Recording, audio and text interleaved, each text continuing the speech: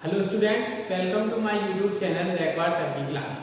आज के इस वीडियो में हम क्या करेंगे, जैसा कि हमने अपनी क्लास 11th की फिजिक्स स्टार्ट की थी, क्लास 11th की फिजिक्स, तो उसके 2 लेक्चर अपने कंप्लीट हो चुके हैं।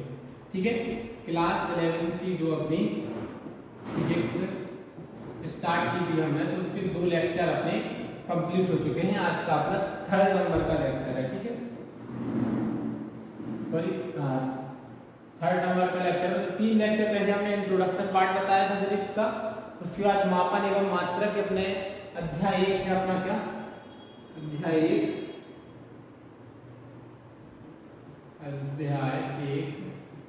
तो अध्याय 1 बताया था हमने, क्या है अध्याय 1, मात्रक। अध्याय 1 था हमारा मात्रक एवं मापन या मापन एवं मात्रा। ठीक है, तो इसके अंतर्गत हमने भौतिक राशियां कितने प्रकार की होती हैं, भौतिक राशियां क्या कहलाती हैं, अभौतिक राशियां क्या कहलाती हैं, मूल राशि क्या है, व्युत्पन्न राशि क्या है, मूल राशि कितने प्रकार की होती है, व्युत्पन्न राशि क्या होती है, और मात्रक क्या है, और मात्रक कितने प्रकार के होते हैं, ये सब हम पहले की वीडियो में जान चुके हैं। ठीक है, ये सब हम पहले की वीडियो में जान चुके हैं। ठीक है, तो पहले की वीडियो में मैंने आपके लिए पहले मात्रक बताया था। क्या बताया था? मात्रक बताया था। क्या? मात्रक। तो मात्रक क्या बताया था मैंने? तो किसी भौतिक राशि का एक, मात्रक की परिभाषा ये बताई थी मैंने कि किसी भौतिक राशि का, परिभाषा में लिख नहीं रहा हूं, समय वेस्ट होगा। तो मात्रक की परिभाषा मैंने ये बताई थी कि किसी भौतिक राशि का एक प्रमाणिक मानक मान होता है जिसे हम मात्रक कहते हैं। क्या बताई थी मैंने परिभाषा? कि किसी भौतिक राशि का एक प्रमाणिक मानक मान होता है या निश्चित मानक मान होता है, तो उसे हम क्या कहते हैं? मात्रक कहते हैं। ठीक है, जैसे कि मीटर, किलोग्राम, सेकंड, ये सब अपने मात्रक है। ठीक है, उदाहरण के तौर पर क्या है मात्रक के, यदि हम उदाहरण देखें, मैंने शायद उदाहरण नहीं बताए थे, तो उदाहरण में मैं बता देता हूं। मीटर, किलोग्राम, सेकंड, तो ये सब मात्रक हैं। ठीक है, तो ये किसकी मात्रक है ये भी मैं बताऊंगा। ठीक है, तो ये सब मात्रक के तौर पर, मीटर लंबाई का, किलोग्राम द्रव्यमान का, और सेकंड समय। ठीक है, तो ये अपने मात्रक है इस प्रकार से। इसके बाद मैंने आपके लिए मात्रक की प्रकार बताए थे। क्या बताया था मैंने आपके लिए? इसके बाद मैंने आपके लिए मात्रक के प्रकार के बारे में बताया था। ठीक है, क्या? मात्रक के मैंने आपके लिए प्रकार बताए थे। तो मात्रक के मैंने आपके लिए 2 प्रकार बताए थे, एक मूल मात्रक, ठीक है, एक व्युत्पन्न मात्रक। एक मूल मात्रक और एक व्युत्पन्न मात्रक। ठीक है, तो मूल मात्रक क्या? देखो, जो मूल मात्रक, मूल राशियों के मात्रक मूल मात्रक कहलाते हैं। एक तो ये अपनी परिभाषा होगी सीधी और सरल, मूल राशियों के मात्रक मूल मात्रक कहलाते हैं। ठीक है, यदि हम दूसरी परिभाषा जाने, तो दूसरी परिभाषा का कि वह मात्रक जो अन्य किसी मात्रक पर निर्भर नहीं करते हैं, स्वतंत्र रहते हैं, तो मूल मात्रक। जैसे मूल मात्रक का यदि हम उदाहरण लें, मूल मात्रा का उदाहरण क्या हो जाएगा? मूल मात्रा का देखो, जैसे लंबाई, लंबाई का मात्रक मीटर, लंबाई का मात्रक मीटर मूल मात्रक है। ठीक है, लंबाई का मात्रक मीटर मूल मात्रक। शायद मैंने उदाहरण नहीं लिखवाए थे, इसलिए मैं अभी बता रहा हूँ। लंबाई के मात्रक मीटर मूल मात्रक है। ठीक है, क्योंकि मूल राशियां मैंने आपके लिए बताई है, तो मूल राशियों के मात्रक ही मूल मात्रक कहलाते हैं, और कुछ नहीं है, सीधी सरल परिभाषा।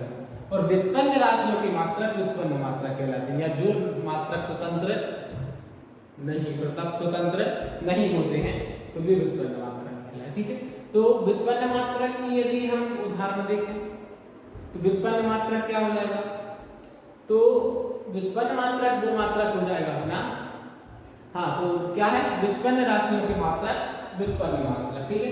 जैसे दाब का मात्रक है पास्कल, क्या, दाब का मात्रक पास्कल, दाब का जो मात्रक है ना पास्कल, वह एक व्युत्पन्न मात्रक, क्योंकि दाब एक व्युत्पन्न राशि है, पास्कल व्युत्पन्न मात्रक है, ठीक है। तो ये आप उदाहरण में लिख देना, परिभाषा में आपके लिए बता चुका हूँ, ठीक है। सीधी सारी परिभाषा याद रखिए आप तो कि मूल राशियों के मात्रक मूल मात्रक कहलाते हैं और व्युत्पन्न राशियों के मात्रक व्युत्पन्न मात्रक कहलाते हैं, ठीक है।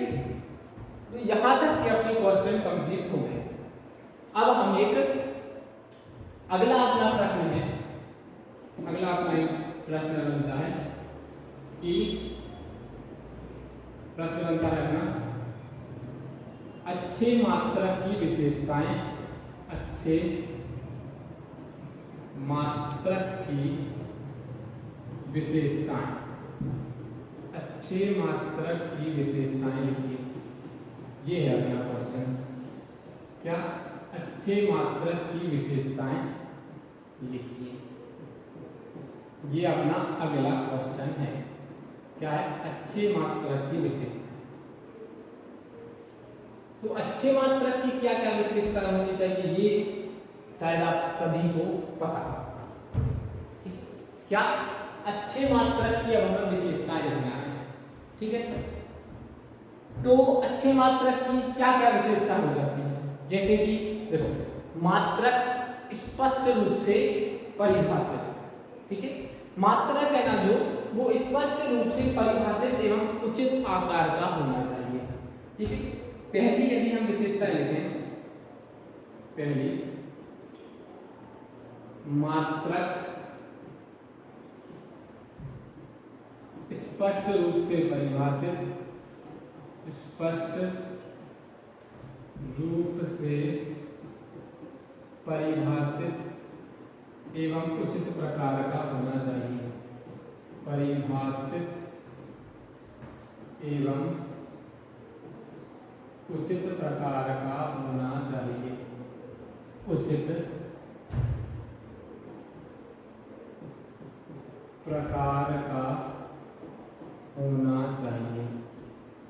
तो ये अपनी मात्रक की पहली विशेषता है, मतलब मात्रक है ना जो, वो स्पष्ट रूप से परिभाषित भी होना चाहिए और उचित प्रकार का होना चाहिए, ये नहीं कि गलत सलत है, ठीक है। तो ये अपनी मतलब मैं आपके लिए बिल्कुल सीधी और सरल बात है, बिल्कुल सरल विशेषताएं लिखवाऊंगा जो आप आराम से याद कर सके, कोई कठिन काम नहीं है, सिर्फ याद करने का काम है और कुछ नहीं है, ठीक है।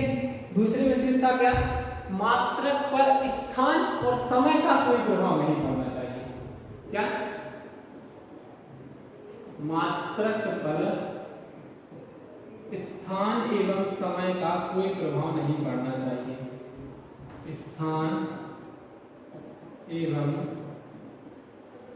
समय का कोई प्रभाव नहीं पड़ना चाहिए, कोई प्रभाव नहीं पड़ना चाहिए, नहीं पड़ना चाहिए, ठीक है। स्थान और समय का कोई प्रभाव नहीं पड़ना चाहिए। अगर एक अच्छा मात्रक है तो स्थान या समय के द्वारा वो या अपरिवर्तित वगैरह नहीं होगा, उस पर कोई प्रभाव नहीं पड़ेगा, स्थान कैसा हो समय कैसा हो कोई प्रभाव नहीं पड़ेगा यदि वह एक अच्छा मात्रक है तो, ठीक है।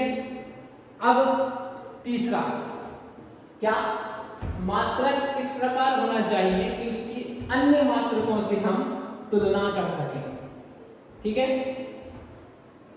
मात्रक इस प्रकार होना चाहिए, इस प्रकार होना चाहिए कि उसकी अन्य मात्रकों से तुलना संभव हो, कि उसकी अन्य मात्रकों से तुलना संभव हो, अन्य मात्रकों मात्रकों से तुलना संभव हो, अन्य मात्रकों से तुलना संभव हो। ठीक है, अब चौथी और आखिरी विशेषता, सिर्फ 4 जरूरी है, 4 से ज्यादा नहीं। ठीक है, यह अंतरराष्ट्रीय स्तर पर सर्वमान्य होना चाहिए। यह अंतरराष्ट्रीय स्तर पर सर्वमान्य होना चाहिए। यह अंतरराष्ट्रीय स्तर पर सर्वमान्य होना चाहिए। ठीक है, सर्वमान्य होना चाहिए। तो ये है अपनी मात्रा की सीधी और सरल, मैंने आपके लिए 4 विशेषता बताइए। बिल्कुल सरल ही, याद करने में कोई कठिनाई नहीं है। मात्रक स्पष्ट रूप से परिभाषित एवं उचित प्रकार का होना चाहिए, पहली विशेषता। मात्रक पर स्थान एवं समय का कोई प्रभाव नहीं पड़ना चाहिए, ये दूसरी विशेषता। तीसरा क्या है, मात्रक इस प्रकार का होना चाहिए कि उसकी अन्य मात्रकों से तुलना संभव हो। ठीक है, मतलब तुलना संभव हो या आसान तरीके से संभव हो। ठीक है, तुलना करना आसान हो, लिखो चलो, तुलना करना आसान, तुलना करना आसान हो। ठीक है, तुलना करना कैसा हो, आसान हो। ठीक है, और आखिरी क्या है, यह अंतरराष्ट्रीय स्तर पर सर्वमान्य होना चाहिए। तो ये अपनी मात्रक की सीधी और सरल 4 विशेषताएं, इनसे अधिक कुछ नहीं लिखना है। ठीक है, और भी विशेषताएं वगैरह यदि हम देखें तो यही है, सीधी है, सरल है विशेषताएं। ठीक है, तो इसके अब हम आगे बढ़ते हैं। ठीक है, आगे बढ़े। हाँ, अब अगला अपना यदि नया क्वेश्चन आएगा तो मापन की विभिन्न पद्धतियां देखिए हम पहले। क्या, मापन की विभिन्न पद्धतियां, मापन की विभिन्न पद्धतियां। देखें, यदि हम मापन की विभिन्न पद्धतियां देखें, देखो कौन कौन सी पद्धति है। देखो, पहली पद्धति है मापन की, पहली पद्धति, ठीक है, MKS। ठीक है, MKS मतलब क्या होगी अपनी, metre kilogram, metre kilogram second पद्धति, मीटर किलोग्राम और सेकंड पद्धति, मीटर किलोग्राम सेकंड पद्धति, ये हो गई अपनी MKS नंबर 1।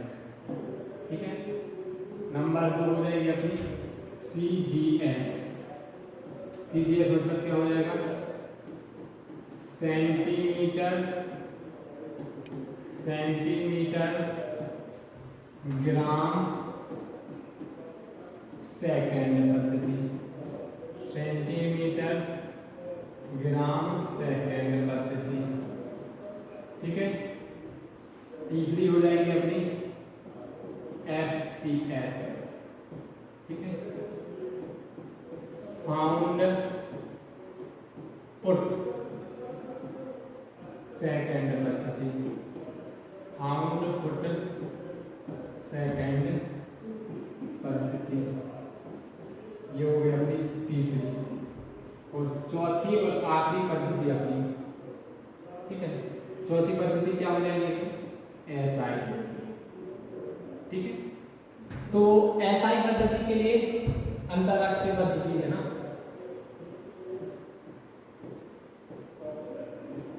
अंतरराष्ट्रीय पद्धति।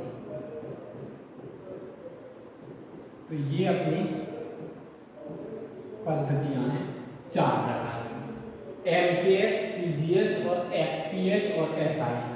ठीक है, तो ये अपनी 4 प्रकार की पद्धतियां हैं। ठीक है, ये है अपनी 4 पद्धतियां, मापन की 4 पद्धतियां हैं और ये है। अब अगला यदि हम क्वेश्चन देखें तो अगला यदि हम क्वेश्चन बनाएं,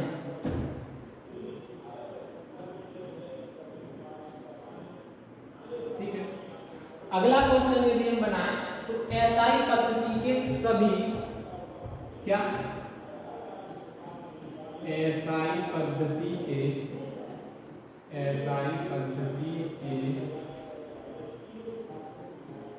सभी क्या एसआई पद्धति के सभी मूल राशियों के नाम, मूल राशियों के नाम, ये तो मैं आपके लिए पहले बता चुका हूं, नाम, मात्रक और संकेत, नाम, मात्रक और संकेत, ठीक है, नाम, मात्रक और संकेत लिखिए, ठीक है। तो देखिए पहले हम नाम, ठीक है,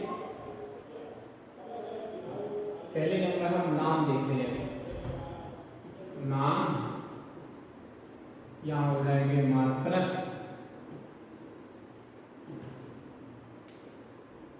पहले संकेत कर ले यहाँ पर मात्रक, एसआई मात्रक और यहाँ पर संकेत, ठीक है। तो मूल राशियां तो पता ही है, 7, लंबाई, देखो लंबाई, द्रव्यमान, समय और तापमान, नहीं पहले विद्युत धारा, ऊष्मागतिकता,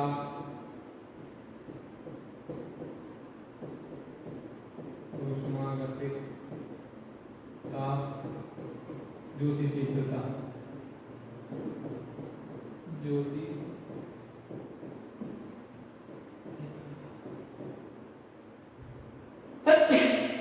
तो ये अपनी 6 होंगी अपनी, कौन सी? लंबाई, द्रव्यमान, समय, ताप, विद्युत धारा और ज्योति तीव्रता। एक चौथी पदार्थ की मात्रा,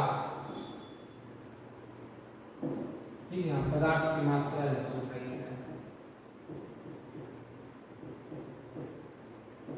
ये अपनी 7 मूल राशियां हैं, ठीक है। देखो लंबाई का मीटर स्मॉल एम से संकेत क्या हो जाएगा, एम। द्रव्यमान का क्या हो जाएगा, किलोग्राम, द्रव्यमान का किलोग्राम, केजी से ये हो जाएगा क्या, सॉरी किलोग्राम, केजी से नहीं मीटर का एल होगा, वो तो संकेत, ठीक है। मीटर का क्या होगा, एल, लंबाई का एल, किलोग्राम का एम, ठीक है। समय का होता है सेकेंड, समय का क्या होता है, सेकेंड, मतलब SEC, यहाँ हो जाएगा डी। और विद्युत धारा का एम्पियर होता है, एम्पियर ए। इसे हम यदि देखें तो विद्युत धारा I, ठीक है। ऊष्मागतिक ताप इसका होता है अपना ऊष्मागतिक, हाँ ऊष्मागतिक, देखो ज्योति तीव्रता का कैंडेला पदार्थ की मात्रा का मोल, हाँ केल्विन, ऊष्मागतिक ताप का होता है केल्विन, क्या होता है, केल्विन के। इसके लिए हम T से, ज्योति तीव्रता क्या हो जाएगी अपनी, कैंडेला, कैंडेला,